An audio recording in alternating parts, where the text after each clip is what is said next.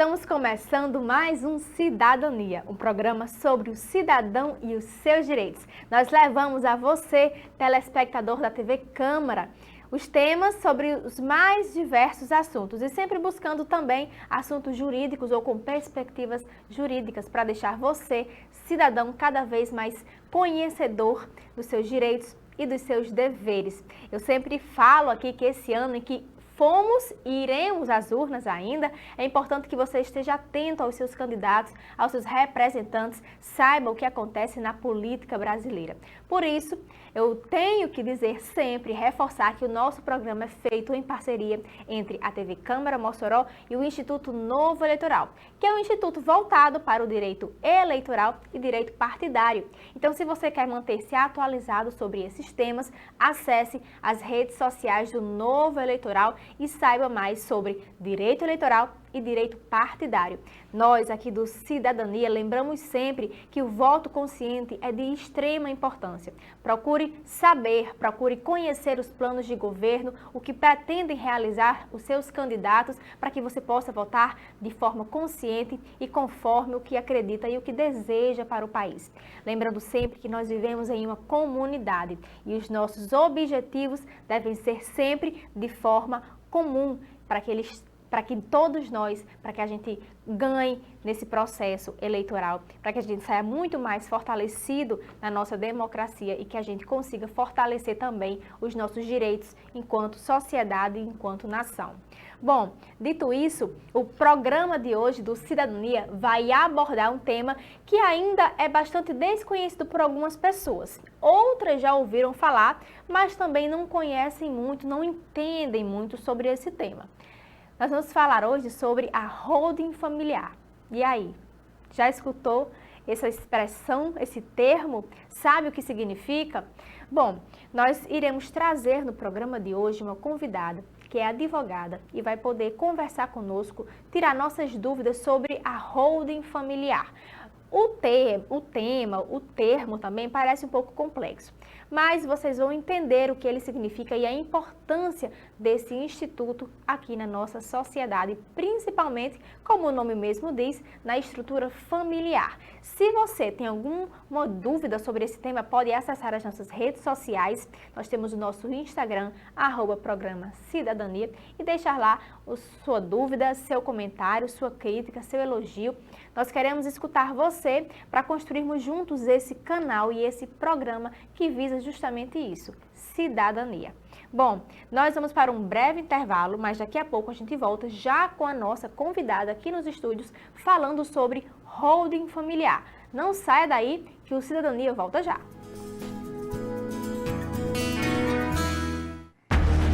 Os heróis da Marinha sempre estiveram presentes, garantindo nossa soberania, defendendo a Amazônia Azul, atuando em missões de paz pelo mundo, cuidando do nosso povo, mantendo a presença brasileira na Antártica. Estaremos sempre aqui, defendendo o nosso Brasil. Junho, data magna da Marinha. Heróis de sempre. Estamos de volta com o Cidadania e neste segundo bloco já estamos aqui com a nossa convidada. Eu já falei, anunciei no bloco anterior sobre o nosso tema de hoje, que é um tema que gera muita dúvida nas pessoas. Então, para conversar conosco sobre o tema de hoje, nós estamos aqui nos nossos estúdios com a doutora Bárbara Paloma Vasconcelos, que é advogada e especialista nessa área e vai poder conversar conosco e tirar um pouco das nossas dúvidas. Eu falava no bloco anterior, doutora Bárbara, que muitas pessoas sequer conhecem esse assunto e as que conhecem, já ouviram falar por algum acaso, tem muitas dúvidas. Então, muito obrigada pela sua presença, por vir aqui esclarecer essa questão conosco. Joyce, eu que agradeço o convite e quero mandar um abraço aqui para todos os telespectadores da TV Câmara e da TCM que estão nos assistindo, dizer que é um grande prazer estar aqui falando desse assunto tão importante, mas de muito pouco conhecimento da nossa sociedade. Pois é, então para a gente já começar, vamos, como diz popularmente, vamos começar do começo, né? A gente, para poder discutir esse tema, precisa entender o que ele significa na verdade. Então, quando a gente fala de holding familiar, O que esse termo, essa expressão, que parece tão distante, significa? Pois é, a holding familiar, né, ela está dentro de uma área que a gente chama de planejamento patrimonial.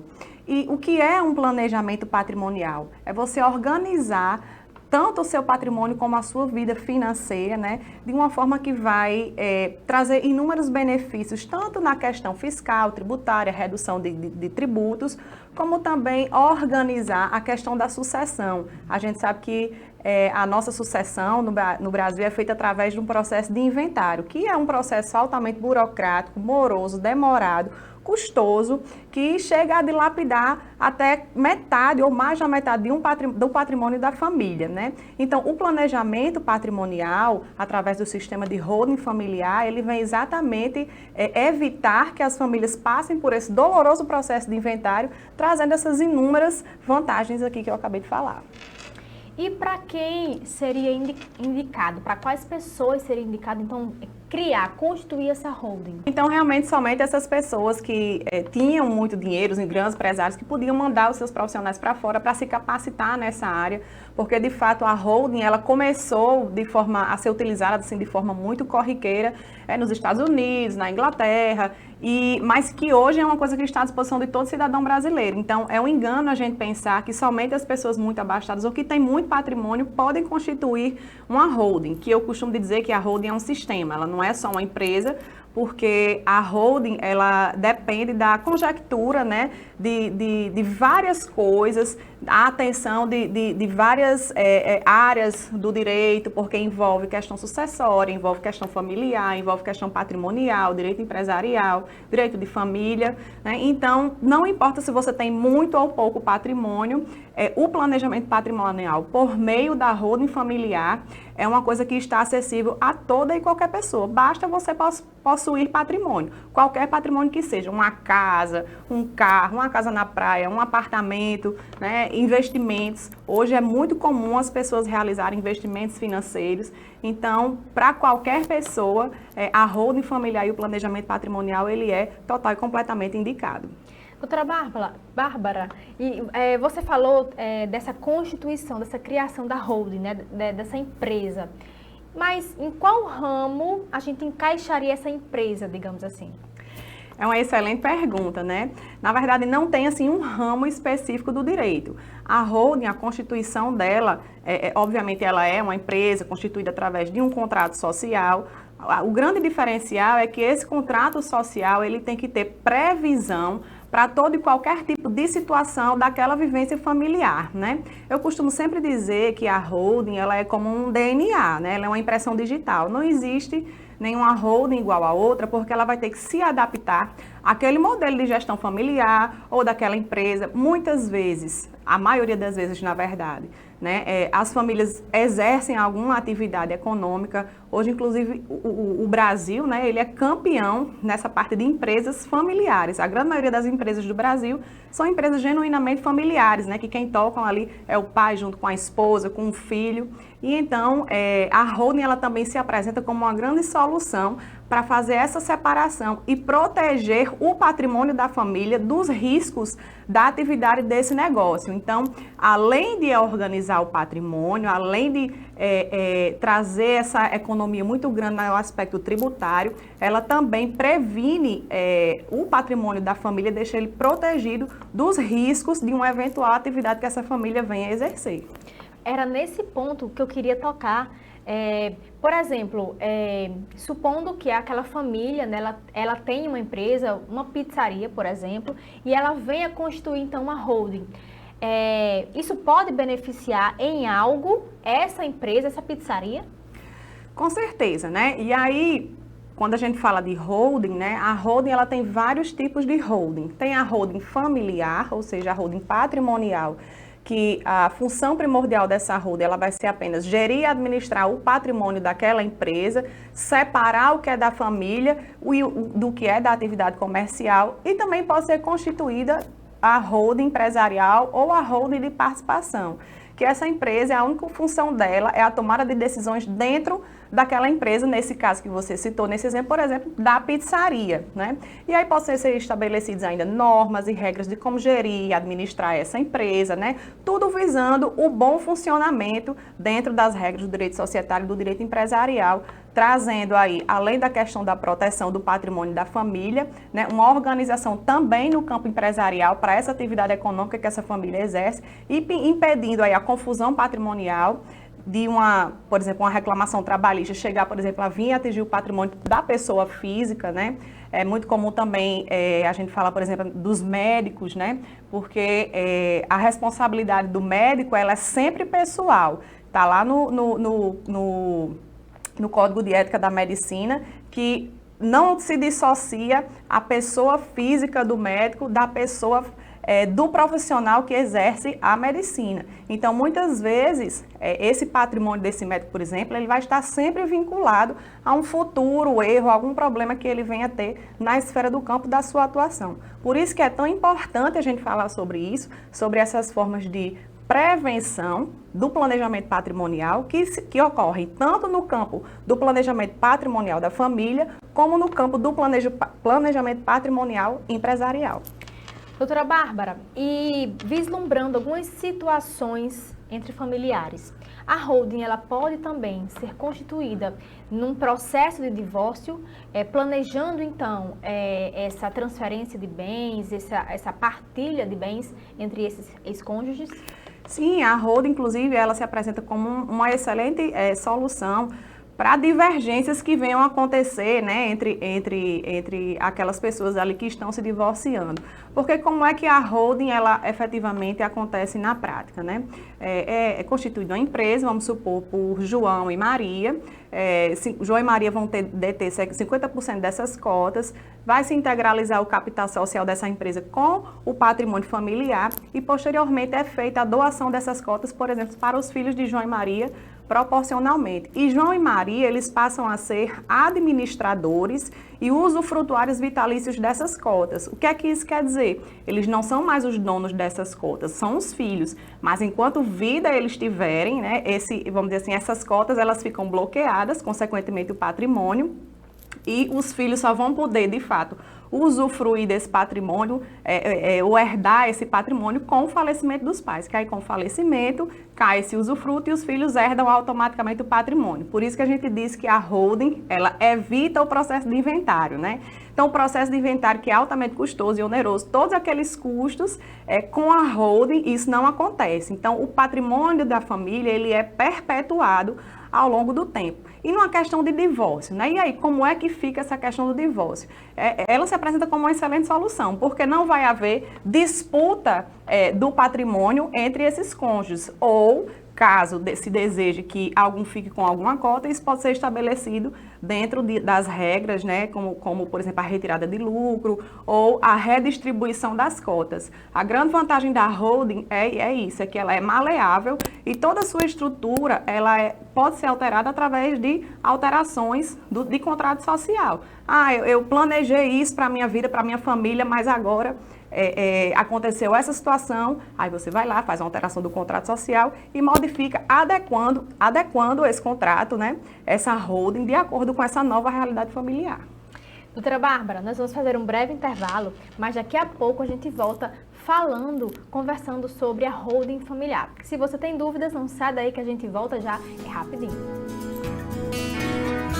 Você tem criança de 1 ano e 6 meses a 3 anos em casa?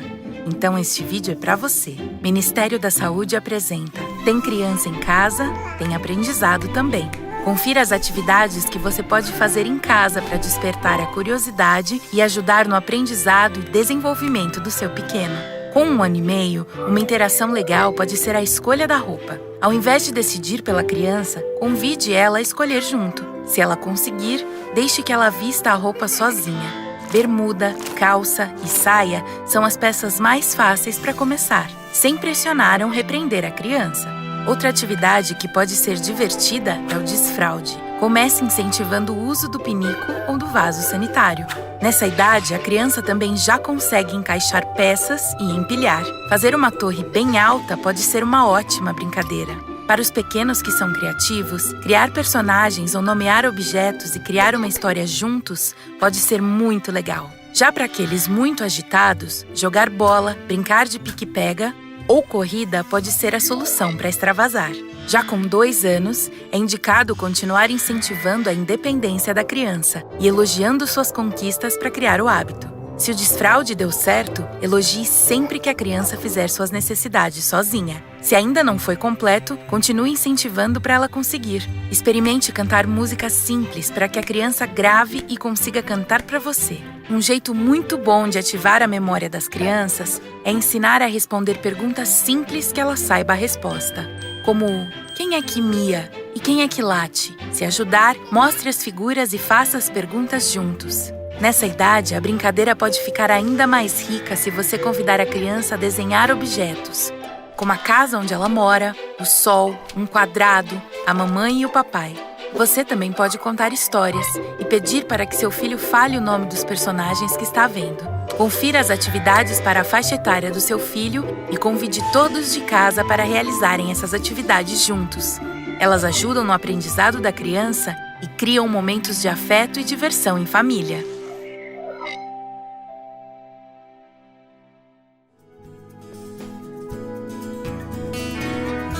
Estamos de volta com o terceiro bloco do Cidadania, hoje conversando com a doutora Bárbara Paloma Vasconcelos sobre holding familiar. Conversando, a gente falava sobre essa hipótese da holding ser constituída no processo de divórcio de um casal. E já vislumbrando outra situação, eu te pergunto, doutora Bárbara, se após o falecimento de uma pessoa, os seus herdeiros, no caso, se eles podem constituir uma holding equivalente aos bens que seriam essa herança. Vamos lá. 2 coisas, Não pode ser constituído mais a holding pelo falecido, obviamente, porque já faleceu. Aí, nesse caso, todo o patrimônio vai ser necessário realmente a realização de um processo de inventário. Após realizado o processo de inventário, os irmãos, vamos dizer assim, tendo cada um a sua cota daquele patrimônio, eles podem sim constituir a holding familiar dos seus patrimônios, respectivamente, já após inventário, para evitar que esse patrimônio ele venha a ser alvo, mais uma vez, do inventário, Então, esse exemplo que você citou foi muito importante para demonstrar exatamente isso. O decréscimo patrimonial que as famílias vêm sofrendo ao longo dos anos pelo processo de inventário, Então, um pai que faleceu e mãe deixou aquele patrimônio para os filhos, quando esses filhos falecerem, esse mesmo bem ele vai ser objeto de inventário novamente, pagamento dos mesmos tributos, e acaba que esse patrimônio ele vai se perdendo ao longo do tempo, E é muito importante a gente falar sobre isso, do quão aviltante agressivo o inventário para o patrimônio da família, E o inventário ele chega, como eu disse no início do programa, a dilapidar mais da metade do patrimônio familiar. Existe um prazo, inclusive, para a abertura do inventário. Muitas pessoas não sabem disso, que tem 2 meses aí o prazo. Você imagina que a família está naquele processo de luto, de dor, ainda ter que lidar com essa situação de abertura de um processo de inventário, que não é fácil, não é simples. Muitas vezes há disputas familiares por causa do patrimônio. Aparece um filho fora do casamento que não estava previsto e lá vem essas discussões. E essa multa, o pagamento dessa multa, ele pode ir de 10% a 20% do valor do patrimônio, que somado aí aos custos normais do processo de inventário, podem aí acabar com metade do patrimônio em um processo interminável. Eu mesmo tenho exemplos aqui de processo de mais de 20 anos de processo de inventário que não se concluiu porque os herdeiros não conseguem chegar em um acordo. Então, quando você realiza um planejamento patrimonial e uma holding familiar, você evita todo e qualquer tipo de discussão a respeito daquele patrimônio, porque essas regras já estão todas pré-determinadas e pré-constituídas pelo titular do patrimônio antes de falecer em um documento, em um contrato social, que esse contrato social da holding, ele inclusive pode ser acrescido de um documento muito importante dentro desse processo que a gente chama de acordo de sócios. onde estarão lá, nesse acordo de sócio, estabelecidas não só as questões extra, vamos dizer assim, contrato social, como questão de quem vai gerir, administrar, né, para evitar-se abusos de sócios em relação àquele patrimônio. Então, são muitas nuances, vamos dizer assim, são muitas coisas que a gente deve observar na constituição de uma holding. Por isso que a gente não gosta de dizer que ela é uma empresa. Ela, na verdade, é um sistema, né, de um conjunto de normas e de regras que visam exatamente a proteção patrimonial, o planejamento sucessório, com o grande benefício que é a economia gigantesca que há dentro desse processo em relação aos tributos e aos impostos, que são incidentes sobre o patrimônio e também sobre o inventário. Doutora Bárbara, para que as pessoas que estão nos assistindo compreendam, você fala dessa perca patrimonial, né, em decorrência do inventário, o que seria uma das vantagens da constituição da holding.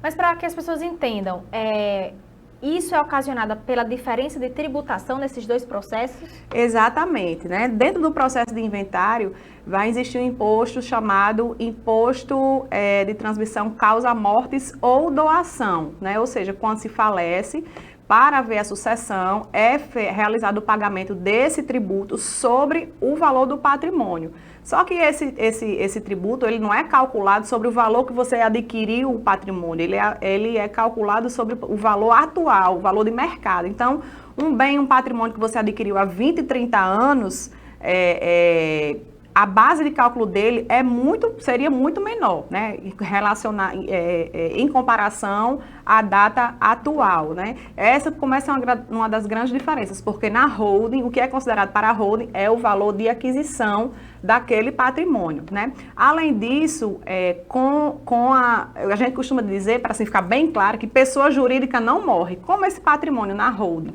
ele não pertence mais a uma pessoa física, ele vai pertencer a uma pessoa jurídica, e os beneficiários dessa pessoa jurídica vão ser os reais destinatários, né, das cotas, que são os filhos. Então, com a queda do usufruto, ou seja, daquele administrador que são os pais, os filhos já são o dono daquelas cotas, daquela empresa, que é a empresa que é dona do patrimônio. Então, não há a incidência desse imposto de transmissão, né? É muito importante a gente tocar nesse aspecto, porque o imposto de transmissão de causa mortis e doação também é um imposto que incide, por exemplo, quando eu dou um patrimônio para uma outra pessoa. Então, muita gente hoje faz a doação do patrimônio ainda em vida, achando que está protegendo, né? Mas faz a doação, vai incidir um imposto sobre essa operação, e o que acontece é que o real titular desse patrimônio, ele perde todo o poder de gestão e administração daquele patrimônio. E esse patrimônio, ele vai estar aí à mercê de vários reveses que podem acontecer na vida dessa pessoa que recebeu esse patrimônio. Eu não tenho interesse de deixar esse apartamento no meu nome, porque eu tenho uma empresa e pode ter algum problema e via certa gente. Vou botar no nome do meu filho, vou botar no nome do meu irmão. Se esse irmão for casado, vier a se divorciar, se separar, esse patrimônio vai ter que ir para, por exemplo, para a meação do cônjuge na questão do divórcio. Se esse irmão ou esse parente tiver um problema também jurídico, esse patrimônio pode vir ser atingido. Se esse irmão no futuro não quiser devolver o patrimônio, então assim, você perde totalmente o controle. E na holding não, você sendo administrador usufrutuário vitalício, lá na cláusula do contrato da holding, você vai ter todo o poder de gestão e administração desse patrimônio enquanto vida você tiver. Essa era outra questão que a gente queria abordar aqui também. Porque constituindo a holding, o proprietário, no caso, ele não perde o poder sobre aqueles bens, é isso? Exatamente. Então, constituindo a holding, embora você não seja mais o proprietário ou o dono das cotas, porque vai haver a transferência das cotas para os herdeiros, só que essas cotas elas ficam congeladas, bloqueadas, enquanto vida aquele administrador vai ter, né? Somente com a queda do usufruto, com o falecimento, é que esses herdeiros eles vão passar a ser os administradores, consequentemente vão poder mexer nessa empresa, nas cotas, e aí sim, consequentemente, no patrimônio. Doutora Bárbara, e a gente já falou aqui várias vantagens da constituição da holding, inclusive fazendo essa comparação com o inventário, mas e as desvantagens? Tem alguma desvantagem constituir a holding? Olha, eu só costumo dizer que a holding ela só tem solução, né? Desvantagem talvez a gente poderia elencar para as pessoas que acham que podem constituir uma holding para, por exemplo, fraudar alguma determinada situação. Então, a holding, é preciso que isso fique muito claro. Ela é um processo totalmente ilícito e um processo legal. Ela nunca pode ser constituída para burlar alguma execução, né, que esteja em andamento.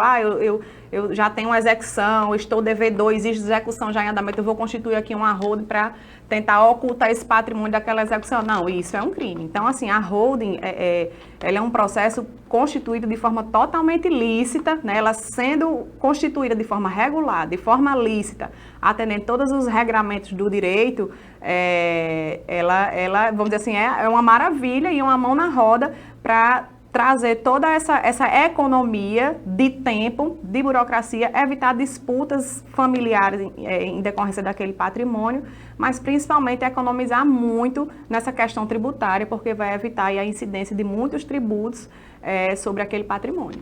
Pois é, inclusive recentemente nós abordamos aqui no Cidadania também o inventário, né, judicial, extrajudicial, falamos um pouco sobre esse tema e até citamos, né, eu e a colega entrevistada, o quanto é triste no momento doloroso, que é a perda de um ente querido, os familiares terem que lidar com o luto e ainda brigarem entre si por conta de bens. Muitas vezes, muitas famílias elas são destruídas por conta dessas disputas sobre os bens, no caso, sobre a herança, né? Eu costumo dizer que essa questão do inventário, talvez ela seja o maior dos benefícios e das vantagens, né? Porque só dentro desse... A holding, ela chega a ser 90% mais barata do que o próprio inventário, né? Os custos, vamos dizer assim, para a holding.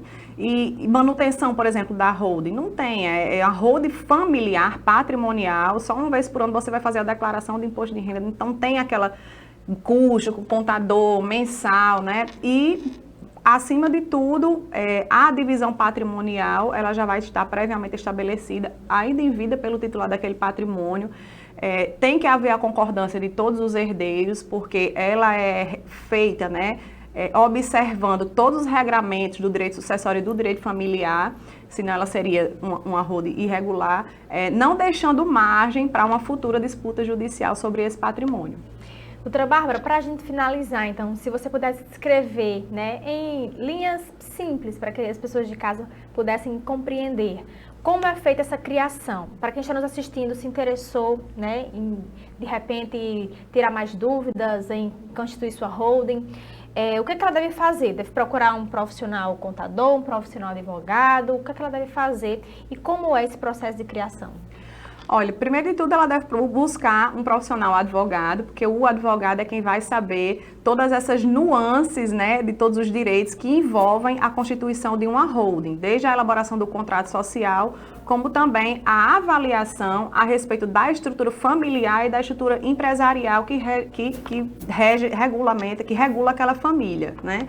Então, por isso que é importante o profissional advogado, porque ele vai saber muito bem colocar essas questões. E a elaboração de uma holding, o primeiro passo dela é exatamente fazer um estudo de viabilidade, porque às vezes aquela família está numa determinada situação fiscal, enfim, que pede naquele momento a constituição de uma holding até que haja a regularização dessa situação. Então, por isso que a presença do profissional advogado ela é fundamental para que não seja realizada ou constituída uma holding sem o conhecimento jurídico e futuramente essa holding ela venha a ser invalidada. Aí muita gente acontece dizer, eu fiz uma holding e não serviu de nada. Então, provavelmente o que essa pessoa fez não foi uma holding ou foi uma holding constituída de forma irregular, sem observar todos esses aspectos jurídicos que somente um profissional da advocacia, ou seja, um advogado ou uma advogada, realmente tem condição de avaliar essas questões jurídicas, né? Eu costumo dizer que a holding ela é um cofre, né? Quando a gente abre a holding, a gente cria a célula cofre. João e Maria são proprietários a princípio desse cofre, a gente joga todos os bens dentro desse cofre e aí a gente doa, vamos dizer assim, esse cofre quem passa a ser dono desse cofre são os filhos, só que João e Maria permanecem com a chave. E os filhos de João e Maria só vão ter acesso a essa chave quando João e Maria falecerem. Resumidamente, eu acho que ficou bem claro essa questão, que os filhos vão herdar automaticamente com o falecimento de João e Maria, mas enquanto vida eles estiverem, eles vão permanecer no total controle da administração desse patrimônio. Doutora Bárbara, o nosso tempo está se esgotando, mas nós gostaríamos de agradecer por vir aqui esclarecer esse tema, que, como nós falamos, ainda é desconhecido por muitas pessoas, né? E quem já ouviu falar também não entende muito bem o que é. Então, tenho certeza que quem nos assistiu ficou muito esclarecido sobre esse tema. Agradecemos mais uma vez e deixamos as portas do programa abertas para que você possa retornar outras vezes. Joyce, eu que agradeço o convite e a participação, né? E dizer que estou à disposição para vir mais vezes, falar sobre esse também e outros temas, e muito obrigada. A gente que agradece. Nós vamos fazer um breve intervalo agora, mas depois nós iremos retornar para o nosso quarto e último bloco com o Dr. Erval Sampaio e Dr. Pietro Medeiros em seus respectivos quadros. Não sai daí que é rapidinho, a gente volta já. Os heróis da Marinha sempre estiveram presentes, garantindo nossa soberania, defendendo a Amazônia Azul, atuando em missões de paz pelo mundo, cuidando do nosso povo, mantendo a presença brasileira na Antártica. Estaremos sempre aqui, defendendo o nosso Brasil. Junho, data magna da Marinha. Heróis de sempre. Estamos de volta com o quarto e último bloco do nosso programa e nós vamos agora para os nossos quadros e queridos colegas Erval Sampaio e Pietro Medeiros. Vamos começando agora chamando aqui para o Cidadania de hoje, Dr. Erval Sampaio com mais um quadro em pauta. Dr. Erval, agora é com você.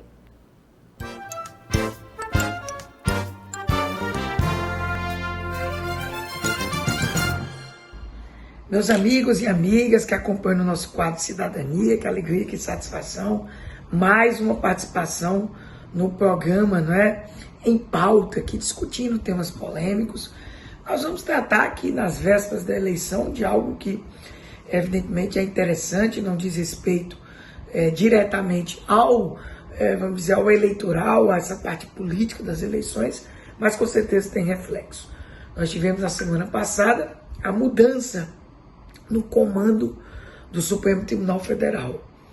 E uma mudança que, dentro do contexto, infelizmente, inclusive, dessa polarização muito grande que eu tenho aqui trazido, comentado, né?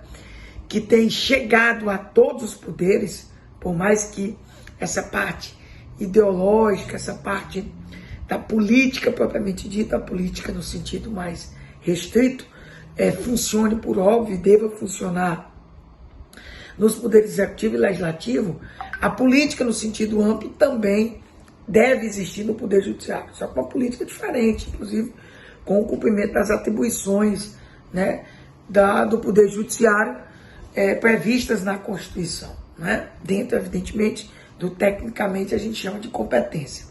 Mas a ministra Rosa Weber, que assumiu, a segunda mulher a assumir a presidência do órgão de cúpula do Supremo Tribunal Federal, a primeira foi a ministra Ellen Grace, né? A ministra Rosa, que é juíza de carreira, ela fez a sua carreira toda na Justiça do Trabalho, né? Até chegar ao Supremo Tribunal Federal, chega num momento que indiscutivelmente, né, nós não podemos negar, um momento tenso. Primeiro porque todos têm visto, não estou dizendo que é errado, estou retratando. Para mim até existem alguns exageros. Tudo tem se levado ao Poder Judiciário, né? É o que a gente chama de terceiro turno, quarto turno, né? Só para fazer aí uma figura de linguagem. Ou seja, as instâncias políticas, as instâncias partidárias, né, não conseguem muitas vezes, dentro das regras do jogo, eu diria, né, dentro da política propriamente dito, as suas vitórias, tá? Mas não estou também contestando isso. A democracia como um todo deve acolher, inclusive, das lutas empreendidas pela minoria, e muitas das questões cruciais do país são decididas, né, pelos ministros do Supremo Tribunal Federal. E eu toco nesse assunto porque a ministra Rosa Weber, até pela sua tradição, pelo seu estilo, né, a firmeza com que ela, inclusive, disse que desempenharia, né, 1 ano e pouco só de mandato, porque ela vai se aposentar em outubro do próximo ano, completa 75 anos, o presidente do Supremo tem um poder muito grande, né? E ela sabe disso. É o chamado poder de agenda. Então, ela vai, com certeza, dentro da sua visão, né? Dentro, inclusive, do seu perfil, né? Perfil, inclusive, que é conhecido por todos, né? É muito claro o estilo da nossa ministra. Ela, evidentemente, vai se deparar, penso eu, não só com alguns aspectos pós-eleições complicados, né? Nós sabemos que no Tribunal Superior Eleitoral assumiu o ministro Alexandre Moraes, já, me permita aqui a expressão, com 1001 pepinos. Então, faz parte hoje assim empurrar para o Poder Judiciário. E aí a ministra vai ter que ter muito jogo de cintura, porque penso eu que muitos dos casos que estão sendo submetidos ao crivo do Poder Judiciário, em especial, eu diria, ao próprio Tribunal Superior Eleitoral e com ênfase agora o Supremo Tribunal Federal, tem que se ter muita cautela, equilíbrio, né? Até para que não se tensione ainda mais, né, todo esse momento vivido e também, por outro lado, não se deixe de cumprir a Constituição, quando diz que lesão, ameaça de lesão a direito, né, não deve ser excluída de apreciação do Poder Judiciário. Então, penso eu que a ministra tem que conduzir com muita parcimônia, com muito equilíbrio, muita ponderação, tudo que diz respeito, né, a essa preocupação do que a gente chama de judicialização da política. Ela firmou os seus compromissos, né, espero que as cumpras, e fazendo o link que eu deixei de propósito para fazer no final, o próprio ministro Fux, né, que lutou, inclusive, para que decisões individuais dos ministros não fossem, vamos dizer assim, feitas, né, não fossem executadas, prolatadas, porque ele pode, evidentemente, os ministros decidir individualmente, a decisão válida pelo colegiado. O ideal é que se continue a tentar cumprir essa promessa de que o Supremo deve decidir colegiadamente, principalmente esses temas mais palpitantes e que são levados, né, pela classe política ao judiciário. Então a gente espera que a ministra realmente faça um grande mandato. Ela tem uma bagagem muito grande e eu particularmente tenho uma esperança muito grande que ela possa desatar e avançar vários nós, vários gargalos do Poder Judiciário e equilibrar todos esses temas que são levados ao Supremo Tribunal Federal. Um grande abraço e até, quem sabe, uma visita breve ao estúdio da TV Câmara Mossoró.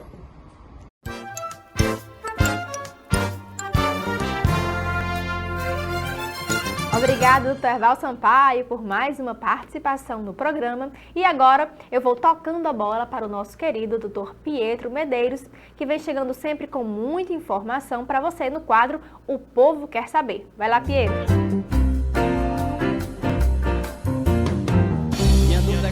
Olá, você que nos assiste, este é o quadro O Povo Quer Saber, aqui na TV Câmara Mossoró, com mais um tema relevante, mais um tema importantíssimo para você que nos assiste e hoje de forma mais específica para você, mulher, que está gestante, que está em uma relação de emprego.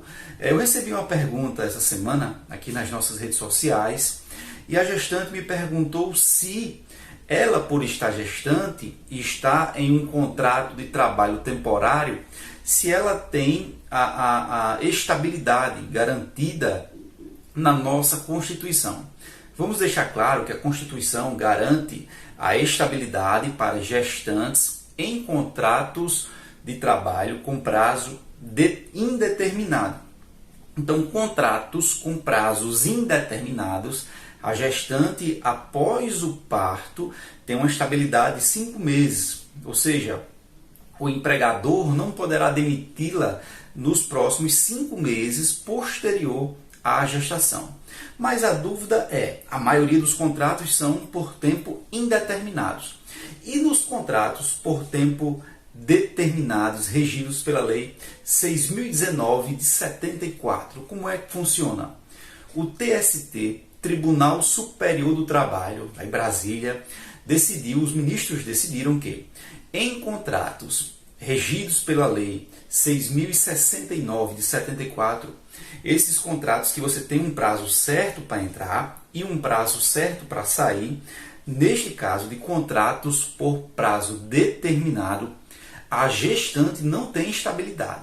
Então, se você é contratada, por exemplo, em uma corretora de imóveis ou uma corretora de vendas, em um caixa de supermercado, para trabalhar por 3 meses ou 180 dias, por exemplo, 6 meses, então você já sabe quando você vai entrar e já sabe quando você vai sair. O Tribunal Superior do Trabalho já decidiu que nestes casos você não tem estabilidade na função que você está exercendo. Então o gestor poderá, o empregador poderá demiti-la, certo? Há uma celeuma, digamos assim, porque existem também contratos por prazos determinados, mas contratos de experiência. E aí nos contratos de experiência, qual a diferença do contrato de experiência para o contrato por tempo determinado? No contrato de experiência, você tem a expectativa que você vai ficar no cargo que você está exercendo, certo? Então, no contrato por prazo determinado é diferente. Você tem o dia que você vai entrar e o dia que você vai sair. Já está explícito no seu contrato.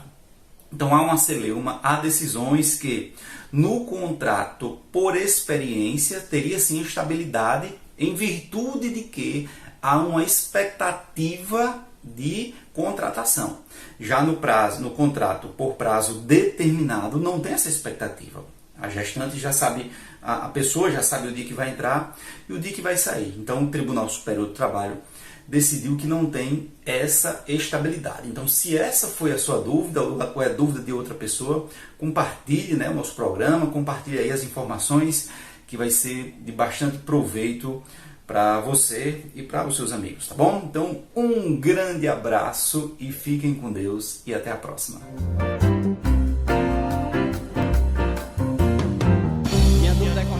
Obrigada, Dr. Pietro Medeiros. Nós vamos finalizando o programa de hoje, agradecendo aos nossos colegas e agradecendo a você também que nos acompanhou em mais este programa aqui na TV Câmara Mossoró, canal 23.2 da grade da TCM, toda quinta-feira, 7 horas da noite, um programa inédito para você.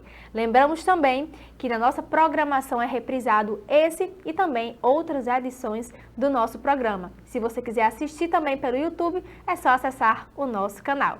Te espero na próxima semana. Até mais!